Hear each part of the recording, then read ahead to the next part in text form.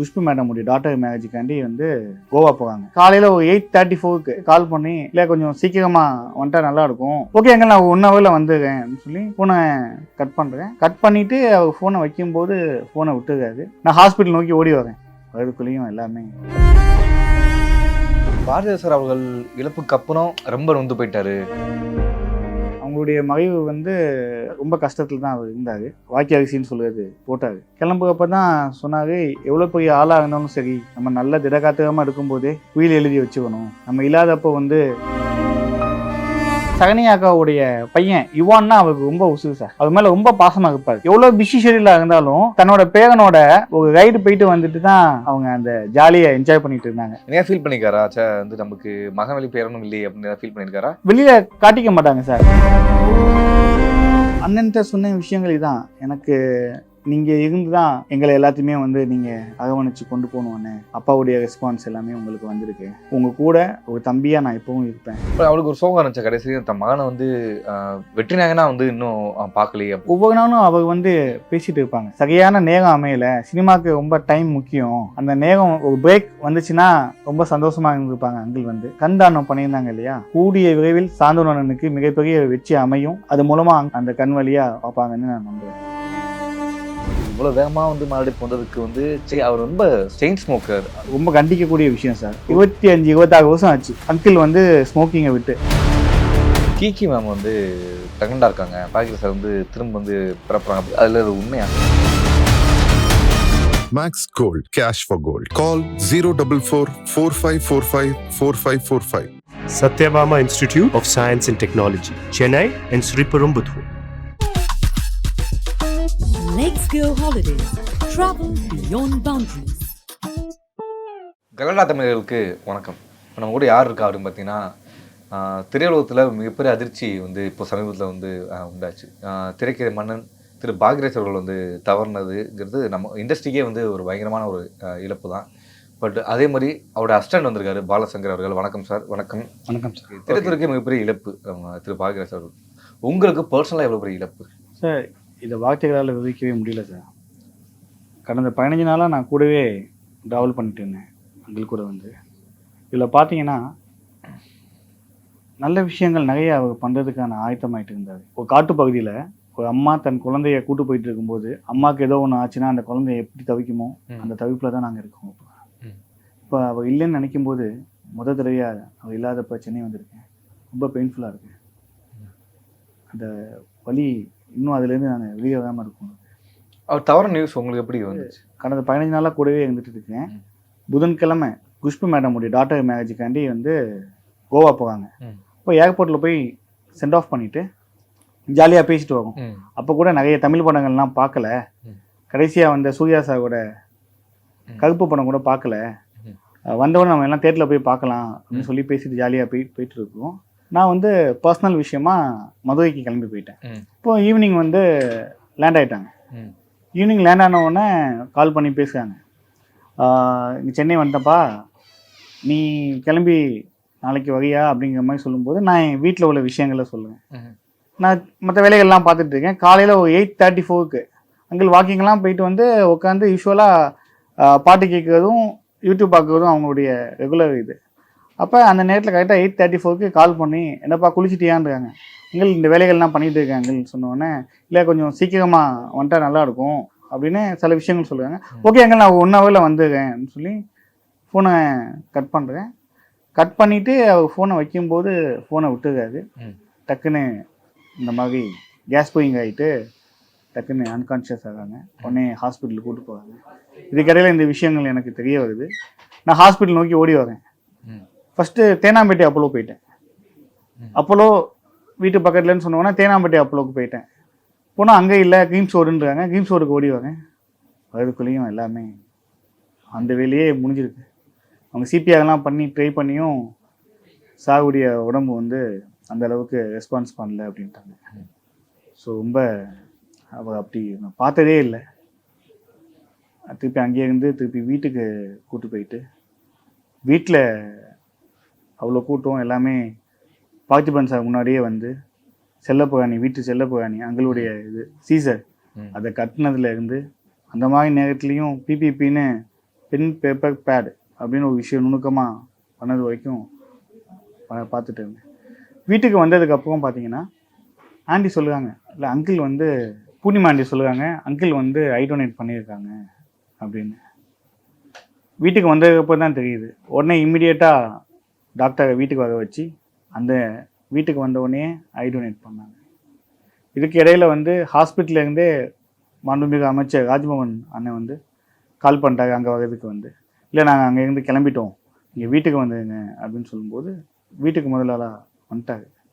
வந்ததுக்கப்புறம் வந்து ஆறுதல் சொல்லிட்டு திருப்பி சிஎம் வரேன்னு சொல்லியிருக்காரு அப்படின்ட்டு சிஎம் சாரோடையும் வந்து ஆறுதல் சொல்லிட்டு போனார்.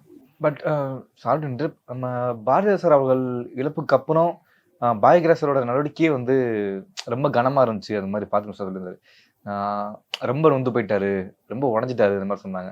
அந்த மாதிரி இருந்தாரா? பாரதி ராஜா சார்னே சொல்ல மாட்டார், நம்ம இயக்குனர் தான் அவங்க சொல்லுவாங்க எப்போவுமே வந்து.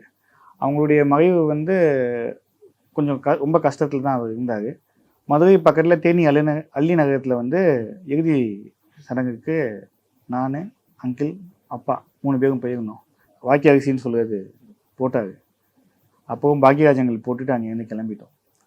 கிளம்புறப்ப தான் சொன்னார், எவ்வளோ பெரிய ஆளாக இருந்தாலும் சரி, நம்ம நல்ல திடகாத்திரமாக இருக்கும்போதே உயில் எழுதி வச்சுக்கணும், நம்ம இல்லாதப்போ வந்து இந்த மாதிரி விஷயங்கள்லாம் தவிர்த்து வைக்கலாம் அப்படின்னு சொன்னார்.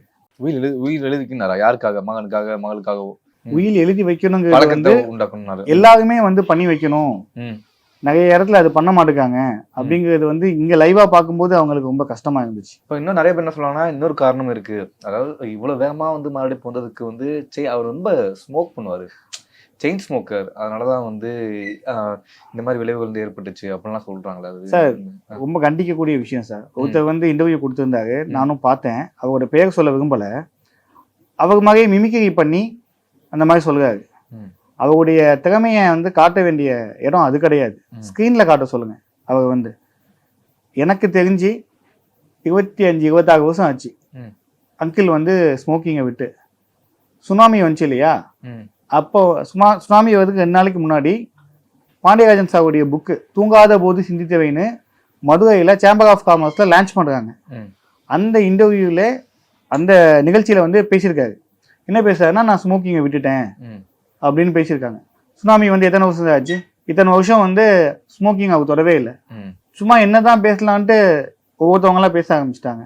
இப்போ அவளுக்கு ஒரு சோகம் இருந்துச்சு கடைசி, தன் மகனை வந்து வெற்றி நாயகனா வந்து இன்னும் பார்க்கலையே அப்படி மாதிரி ஏதாவது சோகம் இருந்திருக்கு அவருக்கு? ஒவ்வொரு நாளும் அவர் வந்து பேசிட்டு இருப்பாங்க. என்னன்னா எல்லா திறமையும் இருக்கு, சரியான நேரம் அமையல, சினிமாவுக்கு ரொம்ப டைம் முக்கியம், அந்த நேரம் ஒரு பிரேக் வந்துச்சுன்னா ரொம்ப சந்தோஷமா இருந்திருப்பாங்க அங்கிள் வந்து. பட் ஆனாலும் என்னன்னா அவங்க கண் தானம் பண்ணியிருந்தாங்க இல்லையா, அது மூலமா கூடிய விரைவில் சாந்தோனனுக்கு மிகப்பெரிய வெற்றி அமையும். அது மூலமா அங்கிள் வந்து பார்ப்பாங்கன்னு, அந்த கண் வழியா பார்ப்பாங்கன்னு, அந்த கண் வழியா பார்ப்பாங்கன்னு நான் நம்புவேன். கண் தானம் பண்ணும்போது பூர்ணிமா வந்து என்ன சொன்னாங்க? கண்தானம் பண்ணணும்னு சொன்னாங்க. நாங்க வீட்டுக்கு கூட்டு வந்துட்டோம். ஹாஸ்பிட்டல்ல தான் அந்த ப்ரொசீஜர் எல்லாம் முடிச்சுட்டு வீட்டுக்கு கூட்டு வர்றதுக்கு நாங்க வீட்டுக்கு வந்ததுக்கு அப்புறம் அந்த விஷயமே தெரியுது. உடனே ஆண்டி வந்து சொன்ன உடனே யாருமே எதுவுமே சொல்லாம உடனே வந்து டாக்டரை வீட்டுக்கு வர வச்சு அந்த இடத்துலயே வீட்லயே வச்சு கண்தானம் பண்ணிட்டாங்க. பூர்ணிமா என்ன சொன்னாங்க? இல்லை, அவங்க வந்து அந்த நைட்டு ஃபுல்லாமே கூடயே தான் இருந்துட்டு இருந்தாங்க. அவங்களுக்கு வந்து நான் அம்மாவை வந்து அப்படி ஆண்டியை வந்து அப்படி பார்த்ததே இல்லை. அவங்களுடைய அந்த சோகம் வந்து இப்போ வரைக்கும் அவங்க நார்மலாக இருக்குமா ஆகலை, இன்னும் நினச்சிக்கிட்டே தான் இருக்காங்க. அதுலேயும் பார்த்தீங்கன்னா பெசன் நகரில் வந்து ஃபைனலாக உள்ளே இது பண்ணும்போது அவர் கண்ணாடி போட்டு இருந்திருப்பாரு. அந்த கண்ணாடியை எடுத்துடலாமா, இல்லை அது உள்ளேயே போகட்டும் அப்படின்னு பார்த்திபன் சார் கூட சொல்லிட்டாரு. ஏன்னா அது அவர் மேலே பட்டு ஏதாச்சும் இதாகுமோன்னு அந்த அளவில் யோசிக்க ஆரம்பிச்சிட்டாங்க. அங்கிள் வந்து ஆண்டி கிட்ட ஏதாச்சும் ஒரு ப்ராமிஸ் பண்ணிட்டாங்கன்னா, இப்போ 1 month நான் எதுவுமே இது பண்ண மாட்டேன் அப்படின்னா, இன்னைக்கு தான் அந்த கடைசி நாள் 30வது நாள்னா நைட்டு 12 மணி வரைக்கும் இவர் வெளியூரில் எங்கே இருந்தாலும் சரி அந்த 12 மணி வரைக்கும் வெயிட் பண்ணுவார். என்னன்னு கேட்டால், இல்லை நான் ஆண்டிக்கு வந்து ப்ராமிஸ் பண்ணியிருக்கேன் 12 மணி ஆகணும் அப்படின்னு. ஸோ அந்த அளவுக்கு வந்து ஒரு மனசாட்சியோட அந்யூன்யமாக இருந்தாங்க. சாந்தனு சார் என்ன பேசுனீங்க? அண்ணன்ட்ட சொன்ன விஷயங்கள் இதான், எனக்கு நீங்கள் இருந்து தான் அம்மாவை எல்லாருமே எங்களை எல்லாத்தையுமே வந்து நீங்கள் அரவணைச்சு கொண்டு போகணும் அண்ணே. அப்பாவுடைய ரெஸ்பான்ஸ் எல்லாமே உங்களுக்கு வந்திருக்கு. உங்கள் கூட ஒரு தம்பியாக நான் எப்பவும் இருப்பேன், எனக்கு ஒரு அண்ணனா நீங்கள் இருங்க அப்படின்னு கேட்டுக்கிட்டேன். பட் அந்த பார்த்திபன் சார் வந்து அங்கே வந்து ஓடி ஆடி வந்து அவ்வளோ எல்லா வேலையும் இழுத்து போட்டு பண்ணிக்கிட்டு இருந்தார். இப்போ நிறைய அவர் மேலே வந்து விமர்சனங்களும் வச்சாங்க. நீ மட்டும் தான் அஸ்டண்டா அந்த மாதிரி நிறைய விமர்சனங்களும் வந்து அவர் வந்துச்சுன்னு அவர் ஷேர் பண்ணியிருந்தார். பார்த்திபன் சார் அங்கே என்னெல்லாம் பண்ணாருங்க, என்ன வேலைலாம் பார்த்தாருங்க சார்? அவர் எல்லா வேலையுமே பண்ணாங்க சார். பார்த்திபன் சார் வந்து வீட்டில் டாக்கை வந்தோடனே கெட்டியிருந்த டாக்கை வந்து பின்னாடி ரூமில் கொண்டு போய் கெட்டி வச்சதுல இருந்து, அப்போ புதுசாக யோசிச்சு இந்த PPPன்னு சொன்னாங்க இல்லையா, பேப்பர் பென் பேடு, இந்த விஷயத்த ரெடி பண்ணுறது வரைக்கும் அந்த நேரத்துலையும் அவர் வந்து அதை ரெடி பண்ணாரு. முக்கியமாக என்னன்னா, யார் இந்த விஷயத்த பண்ணுவா இருக்கிறது யாருன்னா, சகனியா அக்கா, சோனு அண்ணா, கிக்கி அண்ணி, ஆண்டி, இந்த 4 பேர் இந்த சோகத்தில் இருக்கும்போது மற்ற வேலைகளை யாரு பண்ணுவா அப்படின்னு எல்லா வேலையும் இழுத்து போட்டு பண்ணாரு. முக்கியமாக இந்த விஷயம் கேள்விப்பட்டோன்னே ராதிகா மேடம் ஹாஸ்பிட்டலுக்கே வந்துட்டாங்க. ஹாஸ்பிட்டல்லேருந்து வீட்டுக்கு கூட்டு வந்ததுலேருந்து மறுநாள் பெசன் நகரில் எல்லாம் முடிகிற வரைக்கும் சரத்குமார் சாரும் ராதிகா மேடமும் பண்ண உதவிக்கு வந்து பாக்யராஜ் எங்களுடைய உதவியாளனா நான் வாழ்நாள் முழுவதும் நன்றி கடன் பட்டிருக்கேன். அந்த அளவுக்கு வந்து அவங்க வந்து ஹெல்ப் பண்ணாங்க எல்லா விஷயத்துலையும். சரி, கோஆர்டினேஷன் பண்ணி ப்ராப்பராக எல்லாமே பண்ணாங்க.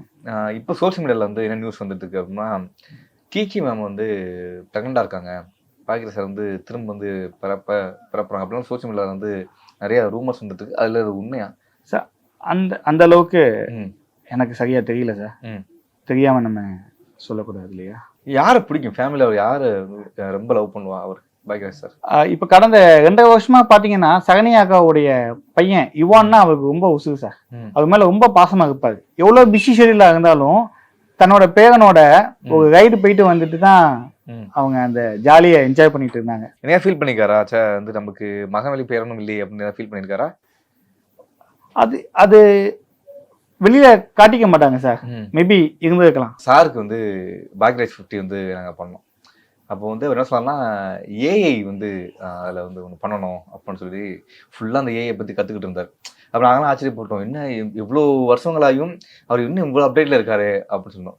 சார் எந்தெந்த விஷயத்துலாம் அப்டேட்டாக இருப்பார்? சார் அவர் எல்லா விஷயத்துலையுமே அப்டேட் இல்லை. எந்த விஷயத்தில் அவர் அப்டேட்டாக இல்லைன்னு நீங்கள் நினைக்கிங்க? எல்லா விஷயத்துலையும் அவர் அப்டேட்டாக இருப்பார். அன்னைக்கு கூட வந்து பார்த்தீங்கன்னா அந்த ஏஐ எல்லாம் முடிச்சு ஃபைனல் எடிட்டிங் 6th அன்னைக்கு முதல் நாள் ஈவினிங் நடந்துட்டு இருக்கு. அப்போ நான் கீழே வந்து வெயிட் பண்ணிட்டு இருக்கேன், மேலே மாடியில் நடந்துட்டு இருக்கு. உடனே வந்துன்னு சொன்னோடனே எனக்கு கால் பண்ணிட்டு மேலே வர சொன்னாங்க. மேலே வர சொல்லி அந்த ஏஐ விஷயத்த ப்ளே பண்ணி காட்டுறாங்க.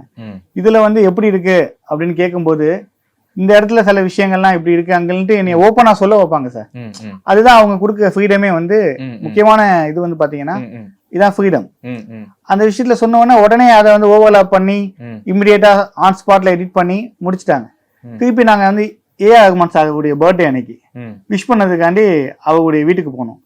முடிச்சுட்டு அங்கே இருந்து ஸ்ரீகாந்த் சார் ஸ்டுடியோக்கு போனோம். ஏஆர் ரஹ்மான் சாருடைய ஸ்டுடியோக்கு போனோம். அங்க அவங்க எல்லாம் பார்த்து முடிச்சுட்டு அங்கேருந்து ஸ்ரீகாந்த் சாருடைய ஸ்டுடியோக்கு வந்து இந்த ஏஐக்கான ஆகார் எல்லாமே சேர்த்து அப்படி ஸ்கிரீன்ல பாக்குறோம் சார். அவ்வளவு சூப்பரா வந்துச்சு. இதை மறுநாள் வந்து நம்ம கலாட்டா ஃபங்க்ஷன்ல பார்க்கும்போது ரொம்ப சந்தோஷமா மன நிம்மதியா இருந்துச்சு. இந்த விஷயங்கள் எல்லாரும் ஏஐ ரிலேட்டடா எல்லாமே பார்த்துக்கிட்டது வந்து பாக்யராஜனுடைய அசிஸ்டன்ட் வந்து ஜெகதீசன் அப்படின்றவர் தான் வந்து பார்த்துக்கிட்டாரு. பட் அந்த இடத்துலயும் வந்து அவர் எல்லா விஷயத்துலயுமே அந்த ஸ்பேஸ் எனக்கு கொடுத்தாரு. அது வந்து அவர்கிட்ட ரொம்ப நெகிழ்ச்சியான ஒரு சம்பவம் சார். அது மாதிரி பாத்தீங்கன்னா சார் எப்பவுமே வந்து ஒரு மேக் புக் லேப் ஒன்று வச்சிருப்பாரு. டெய்லி நைட்டு லேப்டாப்ல படம் பார்த்துட்டு தான் தூங்குவாரு. காலையில அந்த பார்த்த படத்துடைய டிஸ்கஷன் நடக்கும். ஏன் அந்த படம் பார்த்துட்டா அதுல இந்த சீன் அந்த மாதிரி இருந்துச்சு அப்படின்னு புதுசா சொல்லிட்டு இருப்பாங்க. அப்போ வந்து இப்ப லேட்டஸ்டா வந்து இயக்குனர் ஹோசிமின் வந்து லினோவால ஒரு லேட்டஸ்ட் டேப் ஒன்று வச்சிருக்காரு. அது பெண் வச்சே எல்லாம் எழுதிட்டு இருக்கிறத வந்து காட்டிட்டு இருந்தாரு. காட்டிட்டு இருக்கும்போது எனக்கும் இது ரொம்ப பிடிச்சிருக்கு, இது ஒன்று வாங்கலாம்னு நினைச்சிட்டு இருக்கோம். ஒரு 2 days முன்னாடி பேசிட்டு இருக்கோம். சரி நம்ம ஒன்று ஆர்டர் போடலாம்னு நினைச்சிட்டு இருக்கும்போது இந்த மாதிரி ஆயிடுச்சுங்க சார். கடைசி என்ன பண்ணணும்னு ஆசைப்பட்டாரு? என்ன படம்? கடைசியா வந்து ஒரு உண்மை சம்பவத்தை பேஸ் பண்ணி மயான கொள்ளைன்னு ஒரு கதை ரெடி பண்ணிட்டாரு. இதுக்கான ஃபுல் டிஸ்கஷன்ல உட்காந்துருந்தோம். ரொம்ப கதையும் நல்லா வந்துச்சு. இவர் தான் தலைவர் எழுத்தாளர் சங்கத்துல இருந்தாலும் போய் முறைப்படி அதை வந்து ரிஜிஸ்டர் பண்ணணும்னு ம். ரெடி ஆகிட்டு இருந்தார் சார். அந்த படம் வருமா? யார் இருப்பாங்க? அந்த படம் லீகலாக வந்து சோனு அண்ணனுக்கும் பூர்ணிமாடிக்கும் அந்த ரைட்ஸ் இருக்கு, ம். அவங்களுடைய டிசிஷன்ல இருக்கு சார். இப்போ பாக்யராஜ் சாருடைய கடைசி ஆசை என்னவா இருந்துச்சு? நலிந்த எழுத்தாளர்களுக்கு ம். ஒரு நல்வாழ்வு அமையணும் அப்படிங்கிறதுல வந்து மும்முகமாக செயல்பட்டு இருந்தார் சார். ம். நிலையான கட்டிடம் தென்னிந்திய திரைப்பட எழுத்தாளர் சங்கத்துக்கு நிரந்தர கட்டிடமாக இல்லை. ம். அதுக்கான ஒரு இடத்த வெஸ்ட் மாம்பலத்து பக்கத்தில் ஒரு காலி இடம், ஹவுசிங் போர்டில் உள்ள ஒரு காலி இடத்த வந்து பார்த்து வச்சுருந்தாரு.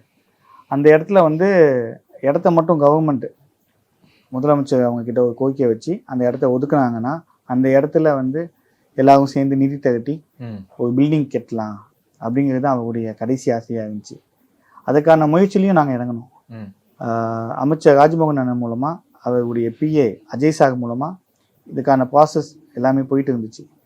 எங்களுக்கு அப்பாயின்மெண்ட் கிடைக்கிற நேரத்தில் இந்த மாதிரி ஆயிடுச்சு. ம். இயக்குனர் ஹோசிமின், நான், அங்கிள் மட்டும் போய் மீட் பண்ணதாக இருந்துச்சு ம். சிஎம்ஐ வந்து. ம். அந்த நேரத்தில் இந்த மாதிரி ஒரு எதிர்பாராத துயர சம்பவம் வாழ்க்கையில் நடந்துச்சு. இந்த விஷயத்த வந்து அடுத்து வருத பாக்யராஜ் எங்கள் அணி சார்பா ம். யார் வந்தாலும் எழுத்தாளர் சங்கத்துடைய பொறுப்பில் இருக்கிறவங்க சிஎம் கிட்ட கொண்டு போயிட்டு இந்த விஷயத்த முன்னெடுத்தி ம். எழுத்தாளர் சங்கத்துக்கு வந்து ஒரு நிரந்தர கட்டிடமோ அந்த இடத்த ஒதுக்கி அங்கே கட்டி